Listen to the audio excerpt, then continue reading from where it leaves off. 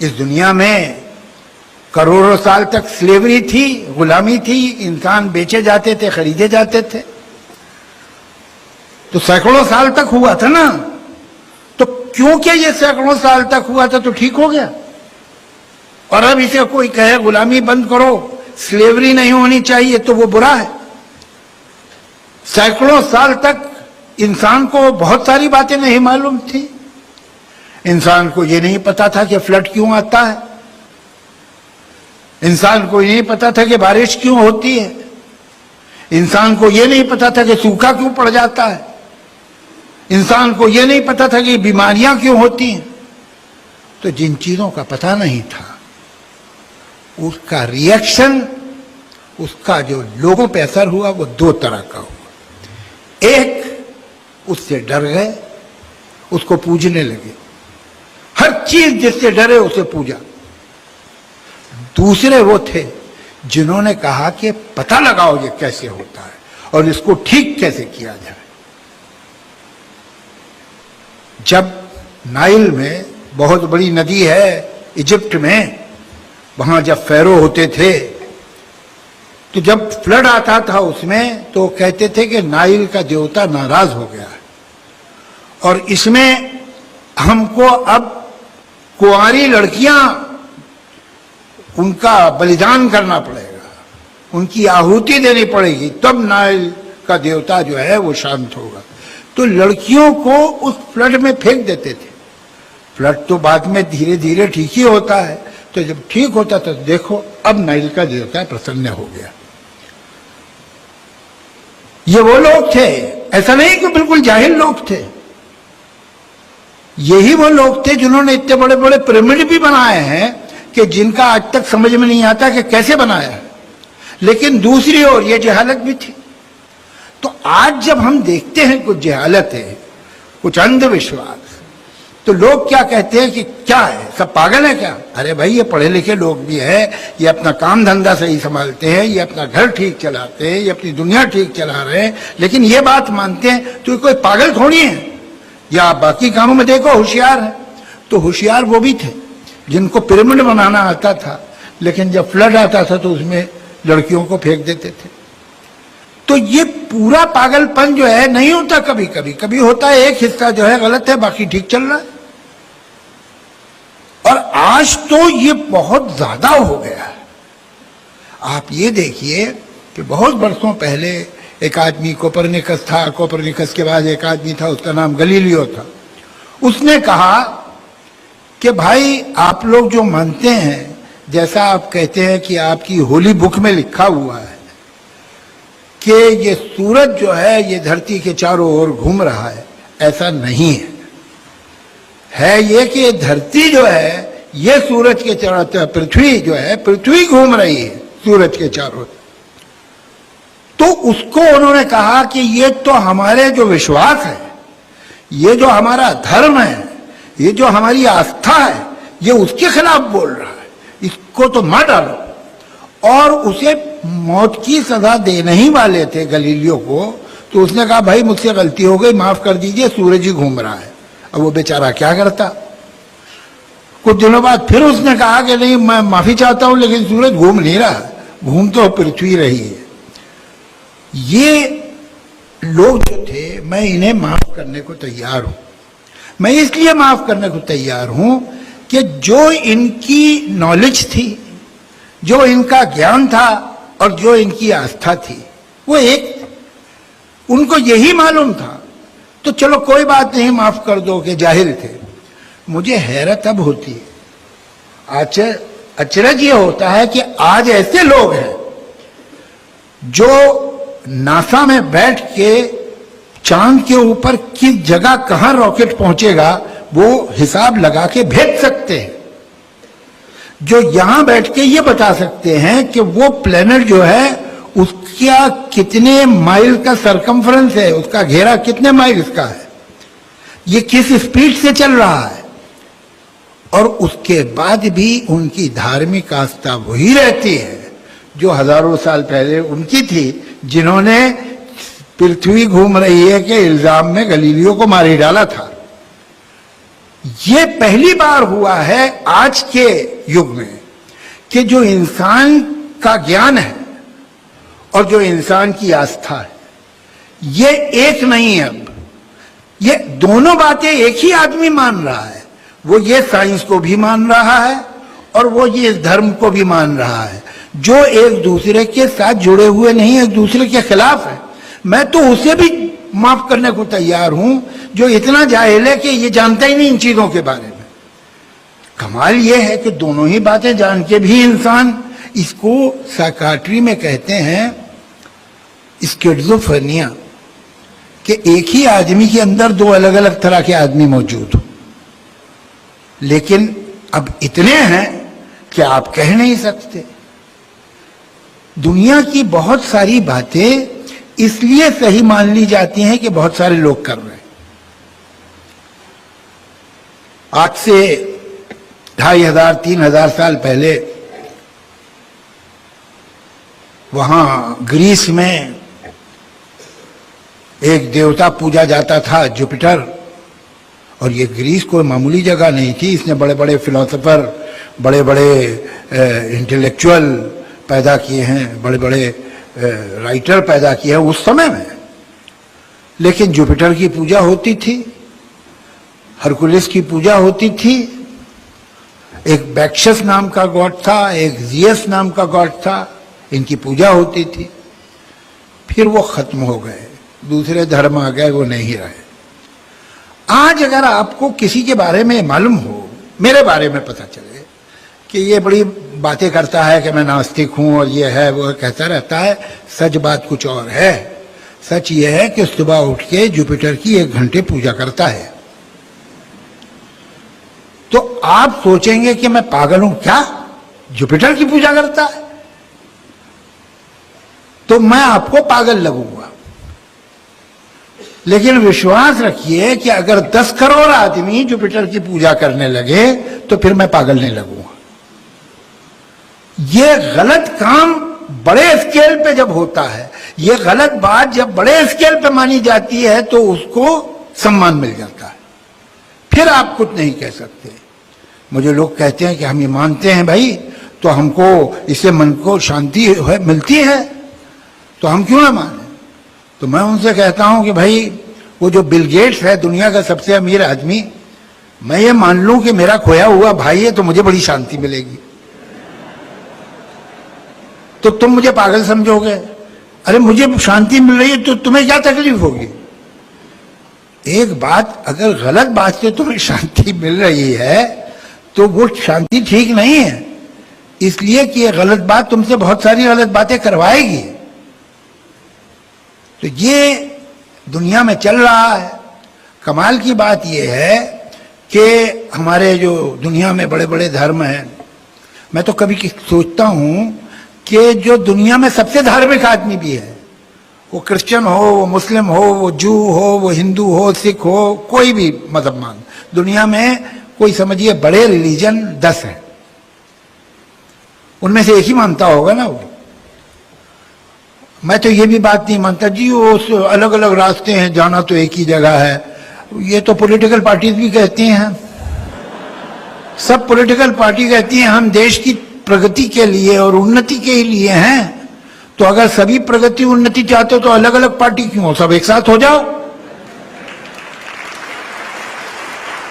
वैसे ही ये धर्म है, ये बोलते हैं हमारा जी अलग अलग रास्ता है लेकिन जाना तो एक ही जगह है।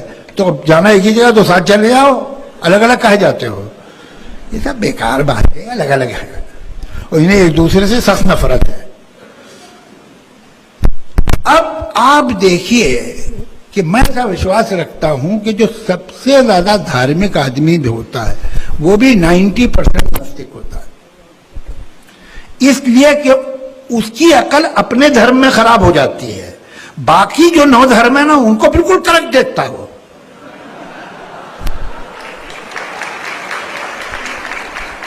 उनमें जो जो गलतियां हैं उसे साफ दिखाई देती हैं, बल्कि बात करते हैं आपस में।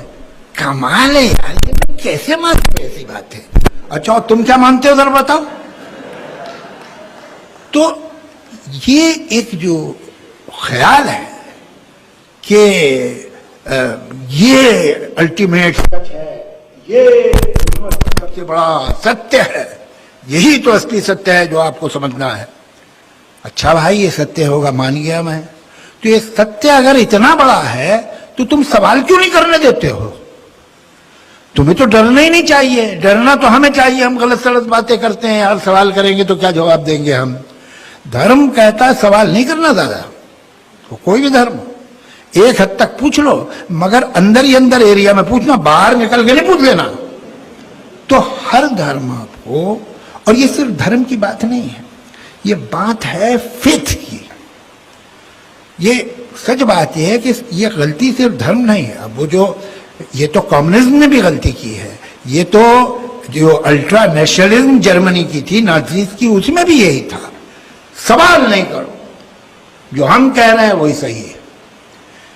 ये एक तरफ हमें कहा जाता है कि देखो, God has made you in his own image, कि ईश्वर ने तो तुम्हें अपने ही इमेज में बनाया है, अपनी तरह बनाया है, अपना जैसा बनाया है। तभी तो सारे जो जीव जंतु हैं तुम उनसे ज्यादा सुपीरियर हो, उनसे ऊपर हो। क्यों हो? इसलिए कि तुम्हें समझ दी गई है, तुम सोच सकते हो, समझ सकते हो, जितनी समझ दूसरे जानवरों में नहीं है। उसी सांस में एक दूसरी बात भी हमसे कही जाती है, खबरदार जो इस समझ को इस्तेमाल किया। चुपचाप सुनते रहो और मानते रहो जो हम कह रहे हैं, सवाल नहीं करना। जिस जगह सवाल करने की इजाजत नहीं हो, वो चाहे कोई फिलॉसफी हो, चाहे कोई सिस्टम हो, चाहे कोई आस्था हो, वो खतरनाक जगह है। वो सिस्टम ही खराब, वो सरकार भी ठीक नहीं होगी, वो समाज भी ठीक नहीं होगा, वो गांव ही ठीक नहीं होगा, वो आबादी ही ठीक नहीं होगी जहां सवाल की इजाजत नहीं हो। इंसान जहां पहुंचा है, इंसान जिसने कितनी गुत्थियां जो खोली हैं, वो एक ही तरह से खोली, सवाल करके। ये होता है, ये क्यों होता है, ये कैसे होता है। यही बीमारियां जो एक इंजेक्शन से जिनका इलाज हो जाता है, एक टीका लगा देते हैं, बच्चा बीमारी से बच जाता है। इन्हीं बीमारियों को तो बरसों ये कह के पूजा गया ना कि माता आ गई। तमाम कमाल की बात यह है कि जो लोग मानते हैं, अच्छा ये अब इसके बाद फिर आपको ये भी बताएं कि जो हो रहा है ये तुम्हारा मुकद्दर है, ये तुम्हारा भाग्य है। यानी ये भी सवाल मत करो कि मैं बुरी हालत में क्यों हूं, मैं खराब क्यों हूं। अच्छा अच्छा तो सब खुदा करता है ना, कि आप सीढ़ी से गिरे, नीचे चोट नहीं लगी तो कहते हैं अल्लाह ने बचा लिया। अबे गिराया किसने था? वो कोई और था। एक अंदर गड़बड़ है। सवाल यह है कि अगर भाग्य कोई चीज है, अगर नसीब कोई चीज है, अगर जो हो रहा है वो लिखा है, वही डेस्टिनी है, तो फिर पाप और पुण्य कैसे हो सकते हैं?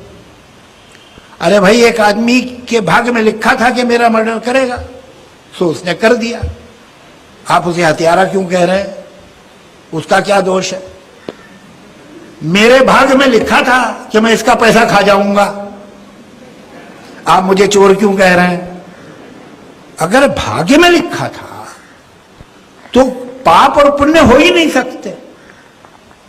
फिर कहते हैं नहीं नहीं ऐसी बात नहीं है। है क्या कि आपको ईश्वर ने अकल दी है और वो देख रहा है कि आप अच्छा करते हैं या बुरा करते हैं, आपको छूट दी है। अच्छा भाई, 6 बिलियन आदमी है इस पृथ्वी पे, सबको थोड़ी थोड़ी छूट दी है तो काफी छूट हो गई मिलके। अब इतनी छूट में मैं तो उधर ही देख रहा हूं, इधर जो छूट वाले वो मेरे साथ कुछ भी गड़बड़ कर सकते हैं। तो मैं अब जो कहते हैं ना कि पत्ता उसकी मर्जी के बगैर नहीं हिलता, तो ये जब आपने छूट सबको दी हुई तो बहुत सारे पत्ते उसकी मर्जी के बगैर भी हिल रहे हैं। दोनों काम ये आपस में ही, जो आप ध्यान से देखेंगे, जो धर्म होते हैं इनका आपस के अंदर ही जो बात, एक बात और दूसरी बात में ही अंतर विरोध है। अब या तो कोई गॉड है, खुदा है, ईश्वर है जो टोटल कंट्रोल है, जिसका टोटल कंट्रोल है तो पाप पुण्य नहीं हो सकता, पाप पुण्य है तो टोटल कंट्रोल नहीं हो सकता।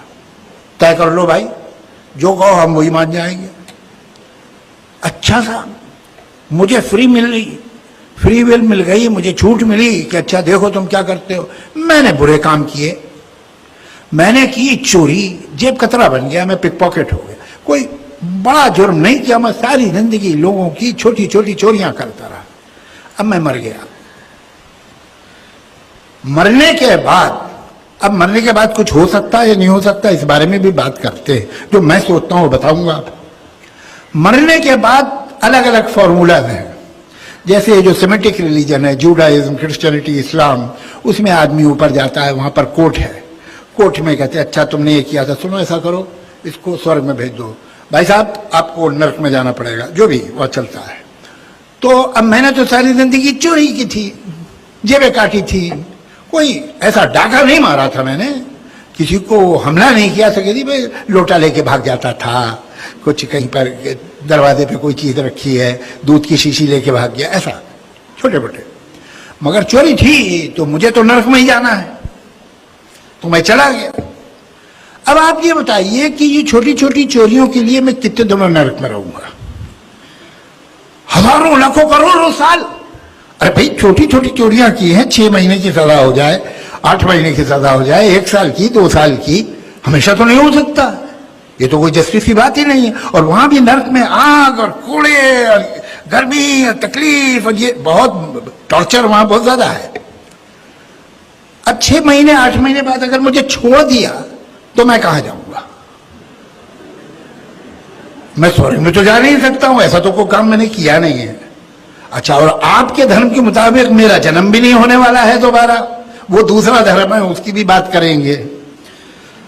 तो अभी मेरा होगा क्या? इसका मुझे कोई मौलवी या कोई प्रीस्ट है, कोई क्रिश्चियन कोई मुसलमान प्रीस्ट हो, मुझे बताए। अच्छा साहब अब तो उधर चलिए कि पुनर्जन्म हो गया। तो मैंने इतने पाप किए हैं, इतने पाप किए हैं कि मुझे विधाता ने कहा कि अब इस काबिल नहीं है कि ये इंसान बने, इसको ऐसा करते कॉकरोच की योनि में पैदा करो। ठीक है साहब, मैं कॉकरोच पैदा हो गया। अब मुझे बताइए मैं एक कॉकरोच होते हुए कौन से काम करूं जिससे मैं फिर वापस ऊपर आना शुरू करूं?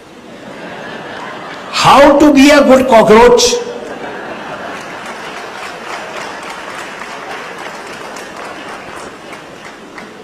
ये कहानियां जो हैं, ये पूरी दुनिया इन कहानियों पे चल रही है। दुनिया के 90% लोग, आई होप उससे कम, 90 तो डर लग रहा मुझे, तो कम से कम 75% लोग तो डेफिनेटली ये बातें मानते हैं और अपने को समझदार कहते हैं, अपने को मॉडर्न कहते हैं। आप सोचिए ये जो पूरा कॉन्सेप्ट, 2 चीजों पे चलते हैं धर्म, लालच और डर। ये दोनों निहायत बुरी चीजें हैं। अच्छे आदमी में दोनों चीजें नहीं होनी चाहिए। लालच इनाम की कि वो खुश हो जाएगा तो ये दे देगा, वो दे देगा, और डर कि अगर वो नाराज हो गया तो ये सजा मिलेगी, वो सजा मिलेगी। यानी कोई भला काम आप बिना लालच और डर के करते नहीं हैं। ये है धार्मिक आदमी। अब वो कहते हैं अच्छा भाई धर्म को अगर तुम नहीं मानोगे तो फिर ये मोरालिटी क्या है? हम शराफत से क्यों रहे, हम सच क्यों बोले, हम किसी का जो देना है वो क्यों दें, हम इस तरह क्यों रहे? भाई मोरालिटी ही नहीं हो सकती बिना धर्म के। 2 बातें कहना चाहूं। आप गाड़ी लेफ्ट पे चलाते हैं इंडिया में, अमेरिका में राइट पे चलती है।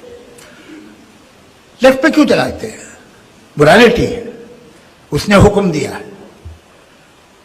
नहीं, अगर आप नहीं चलाएंगे, सबने तय कर लिया कि देखो भाई लेफ्ट पे चलेंगे, उधर से आने वाले अपने लेफ्ट पे चलेंगे, इधर से आने वाले अपने लेफ्ट पे चलेंगे। इसलिए कि अगर नहीं चले तो आने वाली जाने वाली गाड़ियों में टक्कर हो सकती है, ट्रैफिक जैम हो सकता है आपकी गाड़ी से किसी को चोट लग जाए, हो सकता है किसी की गाड़ी से आपको चोट लग जाए। इसलिए बेटर ये है आप लेफ्ट पे चलिए, ये एक तरीका बना है।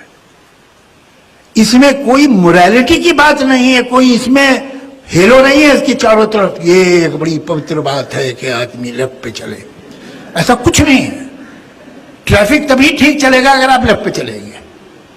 उसी तरह से सच बोलना, ईमानदारी, क्योंकि इंसान अकेले नहीं रह सकता है, उसे रहना तो समाज में ही है।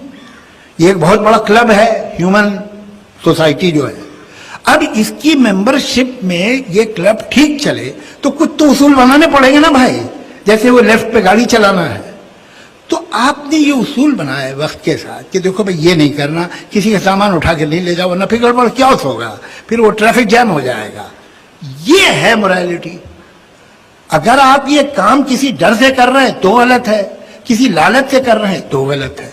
सच बात यह कि आप इसलिए करना चाहिए कि इसी तरह से इंसान का समाज सही तरह से चल सकता है।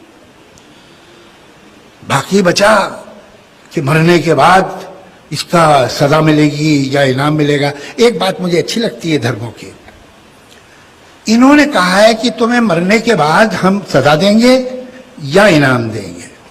ये तो खुद ही मान रहे हैं कि इस जन्म में नहीं दे सकते।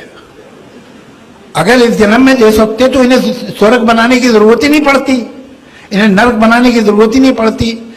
आप अच्छे अच्छे काम कीजिए, ये आपको IOU देंगे, एक चेक कि भैया पोस्ट डेटेड चेक है, मरने के बाद कैश करा लेना। ये आपको खुद मानते हैं, इस दुनिया में हम तुम्हारा कुछ नहीं कर सकते, अब उधर आ जाना, हमारी गली में आना, वहां करेंगे। और वो गली कहां है? मरने के बाद क्या होना है मेरा? कुछ नहीं, कुछ भी नहीं। लोग कहते हैं आपको कैसे पता साहब, कैसे कह सकते हैं आपको कुछ नहीं हो सकता है? अरे आप तो करोड़ों साल मरे रहे हैं पहले। जिस दिन पैदा हुए थे उससे 1 साल पहले कहां थे आप नहीं थे। मैं किसी से पूछूं भाई साहब 1857 में आपका क्या रोल था, तो कहेगा 18 में पागल हो गए, 1857 में मैं कहां था? पहले नहीं था, ये मानने को तैयार है। आइंदा नहीं होगा ये नहीं मानना चाहता।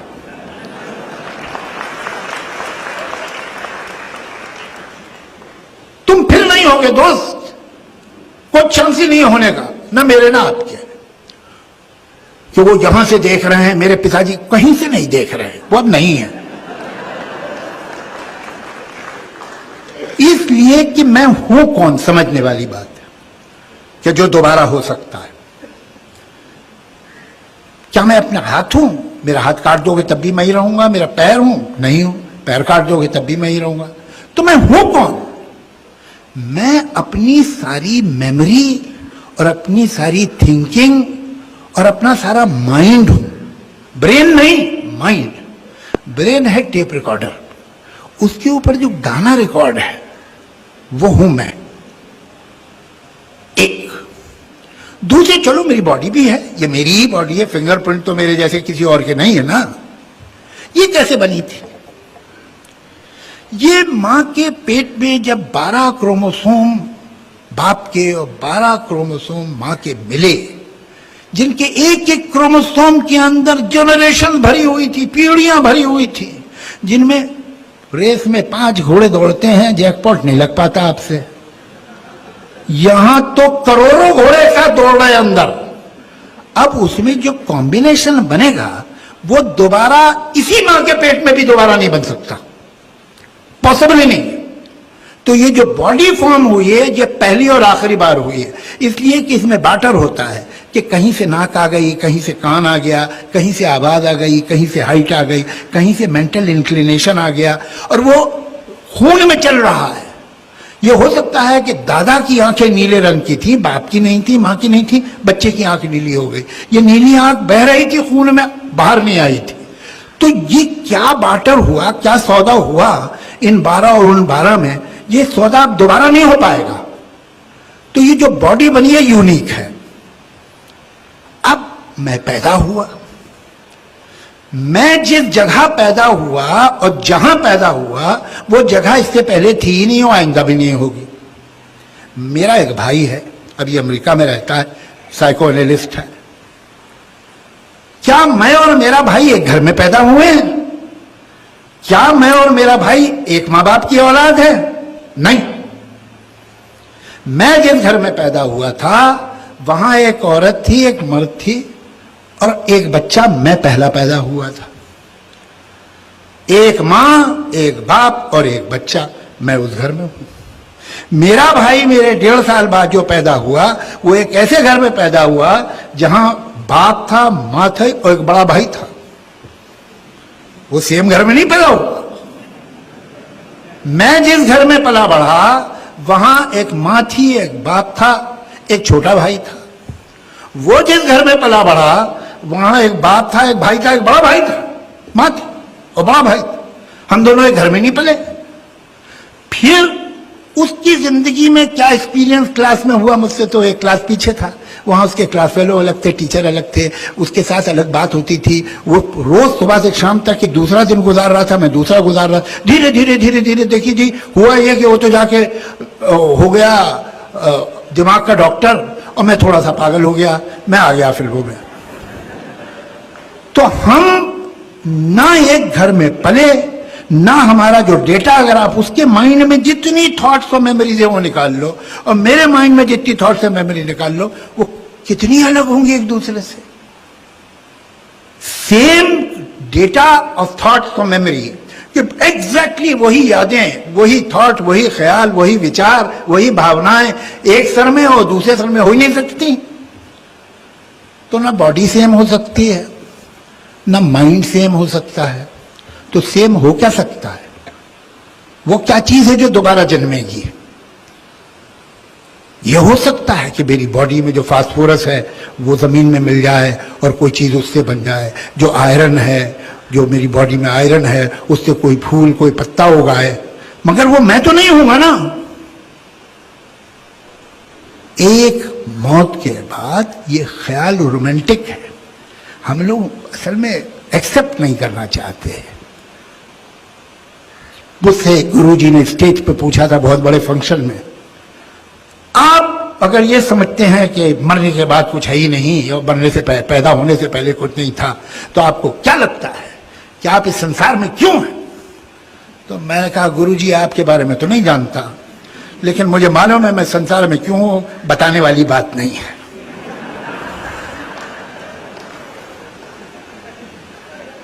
और ये पंपस सवाल है। ये सवाल क्या है कि आप दुनिया में क्यों हैं? अभी आपने ऐसे करके एक मच्छर मार दिया, आपने ये नहीं पूछा कि मच्छर इस दुनिया में क्यों था। आपने सुबह जो बाथरूम में कॉकरोच मारा था वो दोबारा जन्म लेगा, स्वर्ग में जाएगा, नरक में जाएगा, आपने कभी नहीं सोचा उसके बारे में। एक ब्लेड ऑफ ग्रास, उसमें भी जीवन होता है। ये घास की जो एक पत्ती है, ये क्यों है इतने बड़े मैदान में, ये एक पत्ती क्यों है? भाई इतनी घास है उसमें ये भी है, ऐसे ही कहेंगे आप। लेकिन मैं इस दुनिया में क्यों हूं, ये बड़ा महत्वपूर्ण सवाल है। इसलिए कि मैं तो मैं हूं, अब कुछ नहीं है। हम पैदा होते हैं, गुजरती है जिंदगी, हम खत्म हो जाते हैं। जिंदगी के वैसे कोई मतलब नहीं है, हमें उसके मतलब बनाने पड़ेंगे। और जो लोग कहते हैं कि हमारे मतलब दूसरी दुनिया के हैं, वो दूसरी दुनिया में खुश रहे, हम इस दुनिया के हैं और हम इसी दुनिया में अपनी जिंदगी का मतलब ढूंढेंगे। हम पैदा हुए तो हमें इस दुनिया ने बहुत कुछ दिया है। नो थैंक्स टू दोस्त जो दूसरी दुनिया की बात करते हैं, उन्होंने तो इंसान की प्रगति को हर रास्ते में बाधा डाली है।